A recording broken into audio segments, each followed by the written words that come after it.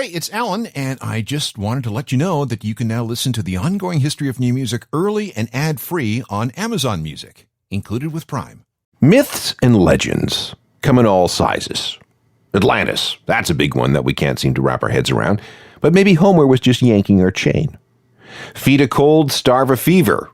That's wrong. Depriving yourself of calories may make it harder for your body to fight off that infection or virus. We only use 10% of our brains. Again, wrong. Neuroscience has proven that to be false. The right number might be about 20%, but there's a lot of dispute over that, too. Here are some other great myths that I've run across. Don't feed pigeons uncooked rice or they'll explode. The Great Wall of China certainly isn't the only man-made object that can be seen from space, and you certainly can't see it from the moon.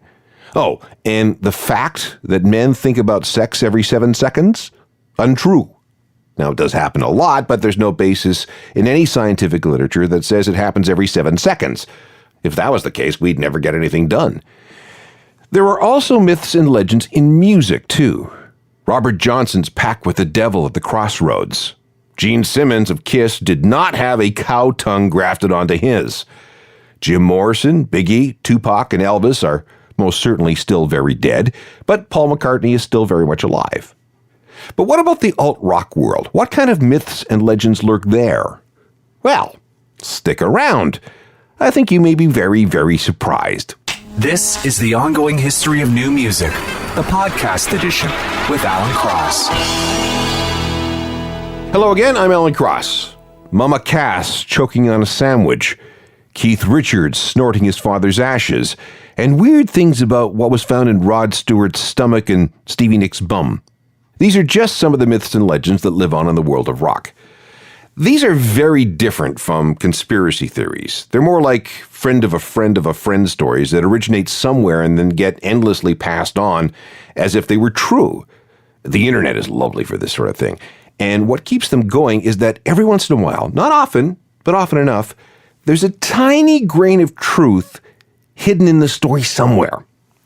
The alt-rock world has its own myths and legends, and we're going to spend the next hour carefully separating the truth from the fiction and winnowing out all the alternative facts.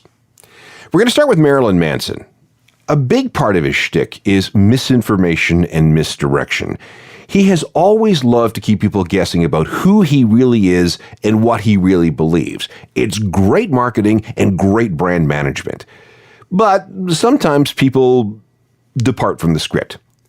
Let's start with the most common Manson myth, that he's actually a grown-up version of child actor Josh Saviano, who played Paul Pfeiffer on The Wonder Years. That is totally incorrect. Not true. Saviano is now a lawyer and doing his own thing. And no, he did not play Winnie Cooper on Mr. Belvedere either. That was Danica McKellar, who is now a well-respected mathematician. All right, well, what about the story about Manson being a Satanist? That's got to be true, right? Well, not really. He has little time for any sort of organized religion, although he did hang out with Anton LaVey, the founder of the Church of Satan and the author of the Satanic Bible. And yeah, in return for the visits and the company, LaVey did ordain Manson as a minister in the Church of Satan. But Manson considers that an honorary thing with no practical power or meaning. I quote from Manson himself. "I'm not and never have been a spokesperson for Satanism. It's simply part of what I believe in along with Dr. Seuss, Dr. Hook, Nietzsche, and the Bible. I just have my own interpretation." We'll let the fact that he released an album called Antichrist Superstar slide then. Did Manson have some ribs removed so he could orally pleasure himself? Well, no. While it is true he does have an interest in body modification, he's never gone that far. Manson also did not tattoo his private bits black. He did not have breast implants, pull someone from the audience to have sex with on stage, or distribute puppies to the audience to be torn apart on cue. These are all various Manson myths that have been circulated and have freaked out various people in various localities. But, sorry to say, kids, all those myths have been busted. Sweet dreams are made of these. Everybody looking for something. Somebody wants to yell, say.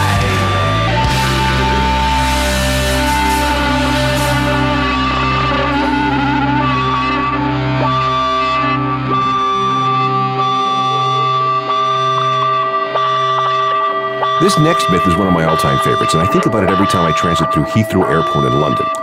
Let's start with the truth. Sid Vicious, ex of the Sex Pistols, died of a heroin overdose in his sleep in the early morning hours of February 2nd, 1979. This happened at 63 Bank Street in the Greenwich Village area of New York. At the time, he was out on bail, awaiting trial for the death of his previous girlfriend, Nancy Spungen. Now, legend has it, and this cannot be proved definitely, that he died with a note in his pocket that said, "Please bury me next to my baby in my leather jacket, jeans, and motorcycle boots. Goodbye." Whatever the case, Sid was cremated, apparently because no funeral home would take his business. But where did the ashes go? One version of the story has Sid's mom, Anne Beverly, taking the ashes back to London, where she ended up spilling a good chunk of them at Heathrow. Now, there's much disagreement as to where this allegedly happened. It might have been in the arrivals area, might have been on the tarmac, or maybe on the concourse somewhere. I can't even narrow it down to which terminal it was. The spilled ashes story goes on to say that some of the ashes were sucked up into the airport's air conditioning vents. And even today, bits of Sid circulate in the air. Some say that his ghost haunts parts of the airport.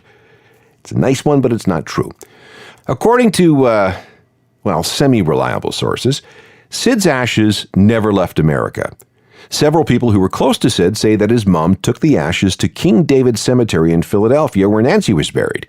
She hopped the fence, snuck past everyone, and dumped the ashes on Nancy's grave. Much against the will of Nancy's parents, by the way, who wanted nothing to do with Sid.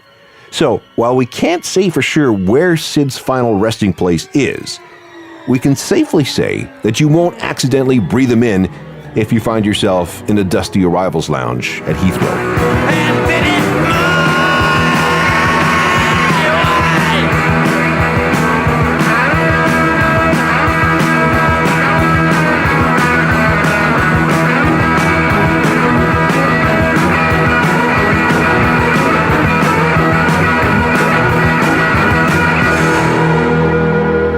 Some myths and legends are so incredible that they just can't be true. For example, how about the story of Joe Strummer of The Clash? Did he run a marathon in Paris dressed in a chicken suit?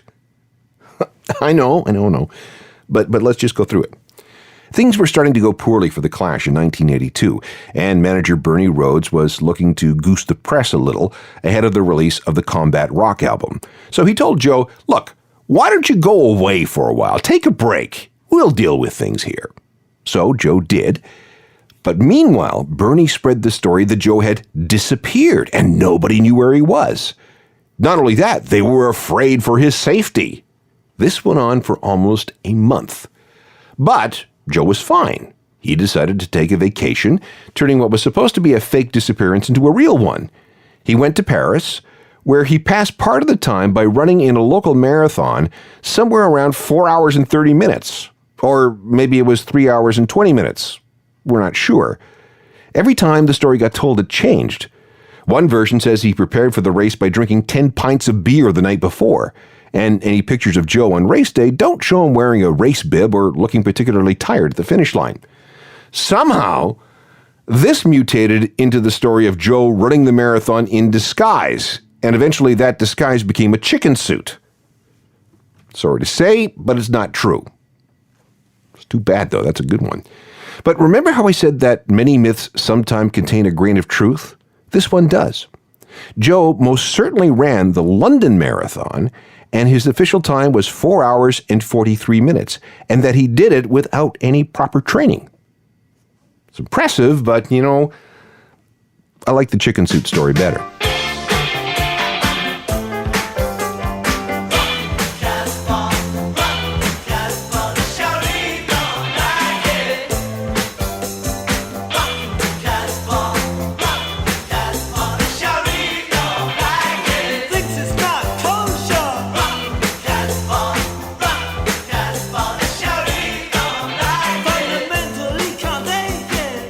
Joe Strummer and The Clash.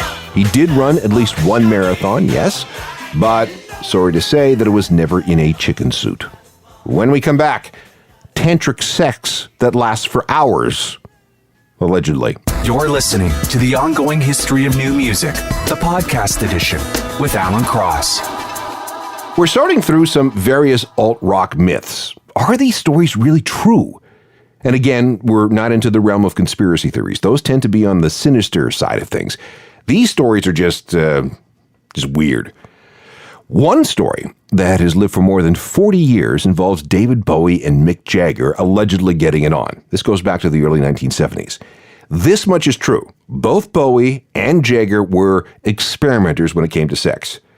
When they met after a Bowie concert in 1973, they became good friends. They were seen in public a lot together. Clubs, concerts, even sitting together ringside at a Muhammad Ali fight. At least one biographer credits Bowie with introducing Mick to gay culture. And one of David's backup singers, a woman named Ava Cherry, said this: Mick and Dave were really sexually obsessed with each other. Even though I was in bed with them many times, I ended up just watching them have sex. They became very close and practically lived together for several months. Other close associates at the time confirmed that everybody knew this sort of thing was going on. But the lid really blew off the story when Angela Bowie, David's ex, finally could talk about their relationship after a legally mandated silent period following their divorce expired. On May 4th, 1990, she appeared on The Joan Rivers Show and claimed that she caught the two of them in bed together, naked. But this is all she saw. Them in bed, together, naked, and asleep, which really doesn't count, does it? But like I said, there were plenty of other people who will swear that back in the early 70s, it did happen. So I guess we can almost say that this myth is true. Okay, Tokyo, South America, Australia, France, Germany, UK, Africa. No matter where you are, all we need is music, sweet music. There'll be music everywhere. There'll be swing, the records playing, the dancing. All right, not the greatest cover in the world, and the video is really bad. But watching Bowie and Mick as they dance through the clip, you can kind of imagine, Let's stick with myths about sex. And this brings us to Sting and his alleged assertion that he engages in marathon sessions of tantric sex. And I will tell you right now that this story is completely false. It all began in 1993 when Sting was interviewed by Q magazine. With him was his buddy Sir Bob Geldof. They had a few drinks, not really the best sort of preparation for an interview with the English music press. And as anybody who knows Sir Bob, he's not the most tactful person when speaking. He thinks it, he says it. The tape machine was running, and the exchange with the interviewer went like this. Geldof, what about that yoga thing? You're into that? Sting, I can take you to higher levels, yeah. I started to use it to have sex, now where you don't spill your seed. You retain it all and go on for longer, and you never lose control, and you just keep going. Geldof, where's the fun in that? 10 seconds is about my max. Once that story got out, it blew up into something extremely weird. Sting thought it was hysterical, so when he was asked about it, he started modifying the story even further, which is where the Sting can do it for 8 hours at a time thing came from. He just added on to the rumor for fun. Bottom line, though, it's a lie.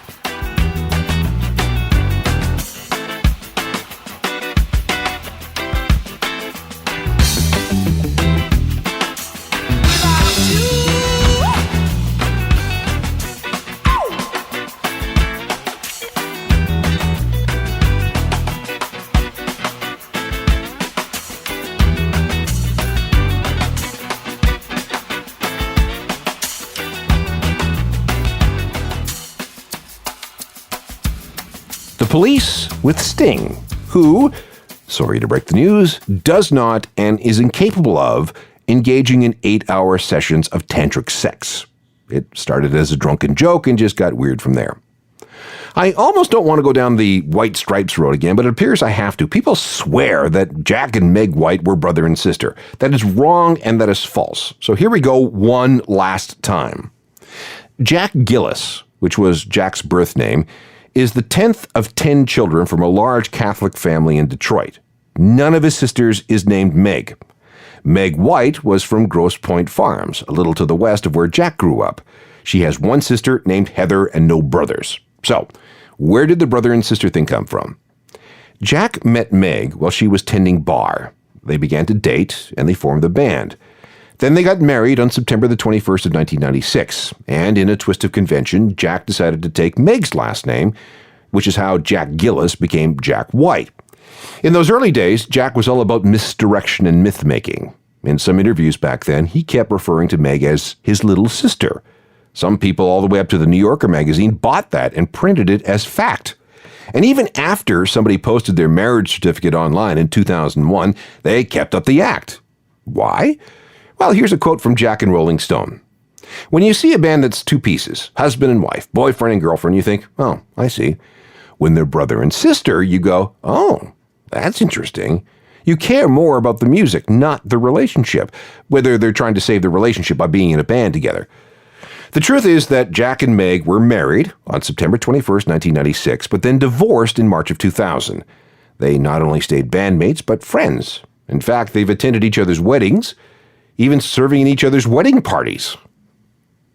Very interesting couple. And I had to have this talk with you because my happiness, it depends on you and whatever you decide to do, so leave.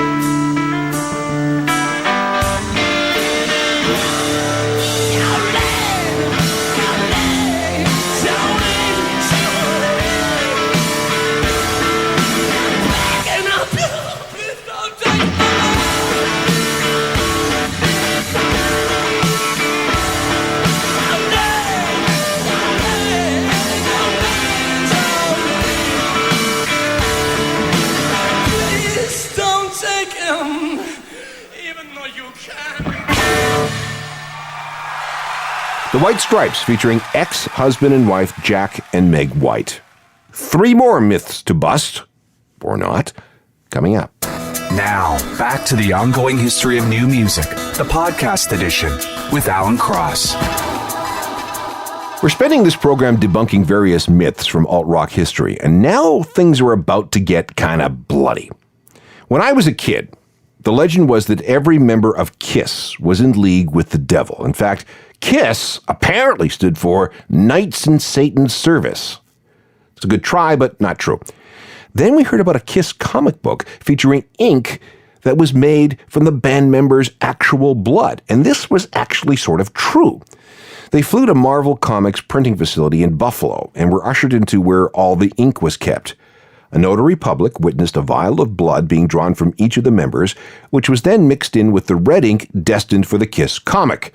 Of course, pictures were taken, and it was all camped up pretty hard. So, yes, there was KISS blood mixed into the ink, but the amount was so small you'd never be able to detect it. But I can tell you that it's not just KISS who mixes blood with their art. So do the Flaming Lips. In 2010, Wayne Coyne extracted some blood from his body, a fairly substantial amount too, and created a Lips poster with it. If you search the web for Flaming Lips and blood and poster, you'll find a YouTube video showing the whole thing. And it didn't stop there. In 2012, the Lips came up with a special piece of record store day vinyl called Heady Fwens. Not only did the clear vinyl vividly show traces of Flaming Lips blood, but the band also demanded that any of the collaborators on this record also contribute their precious bodily fluid for 10 special editions of the record. Well, like who? Well, Chris Martin of Coldplay, Kesha, Yoko Ono. So how much for one of these things? Well, the original MSRP when they went on sale in April of 2010 was $2,500, with proceeds going to the Oklahoma Humane Society and the Academy of Contemporary Music at the University of Central Oklahoma. I've since seen these records on sale for more than $6,000. It's interesting that the album featured a song called Is David Bowie Dying?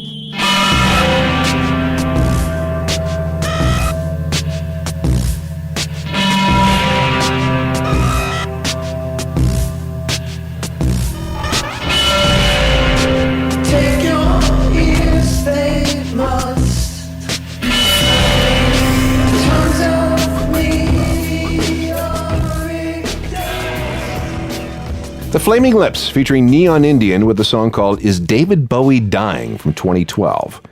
The album is Heady Fwens, And yes, there is that blood-filled vinyl edition that goes for more than $6,000 these days. Back to sex for the next story. Does producer Brian Eno have a large collection of exotic pornography? This story has circulated for ages, and it turns out to be absolutely true. In fact, Eno is an expert in all kinds of porn. For proof, I refer you to an article that appeared in The Enemy in 1974, written by a wannabe punk singer named Chrissie Hynde. Yes, her. She had a chance to interview Eno, and here's what he told her with a completely straight face. It's a burning shame that most people want to keep pornography undercover when it's such a highly developed art form, which is one of the reasons that I started collecting pornographic playing cards. I've got about 50 packs, which feature on all my record covers for the astute observer. There's something about pornography which has a similarity to rock music. A pornographic photographer aims his camera absolutely directly at the center of sexual attention. He's not interested in the environment of the room. I hate the sort of photography in Penthouse and Playboy, which is such a compromise between something to give you a hard-on and something which pretends to be artistic. The straight pornographers aim right where it's at, which is analogous to so many other situations where people think one thing is important. So they focus completely on that and don't realize they're unconsciously organizing everything around it as well. I have such beautiful pornography. I'll show you my collection sometime. Okay, maybe one day, but you have to wonder what some of his clients have asked to see. I mean, this man has worked with some of the biggest bands in the world, like these guys.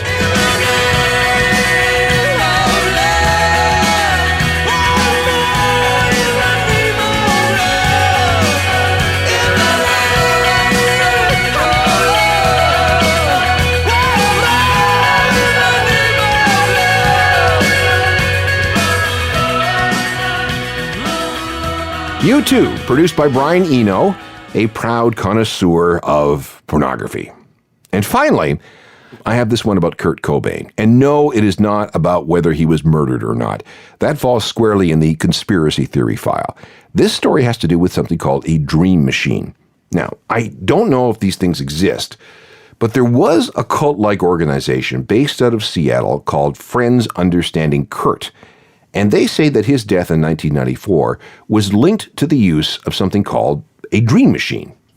This is a trance-inducing device invented by writer William Burroughs. The machine consists of a cylinder with a light source inside. When you switch it on, the cylinder rotates, causing the light to flash at a rate of exactly 10.56 times per second. The theory is that if you stare at the flashes, you will be reduced to a trance-like state.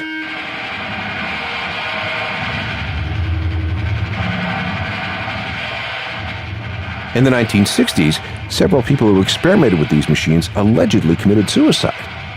So, what's the connection between William Burroughs and Kurt? How would he come to be acquainted with such a piece of equipment?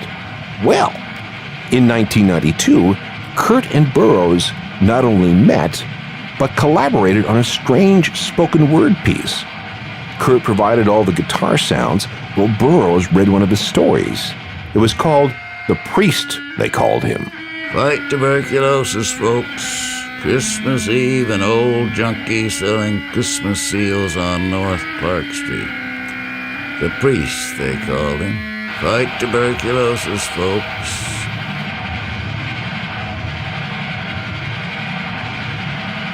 People hurried by, gray shadows on a distant wall. It was getting late and no money to score.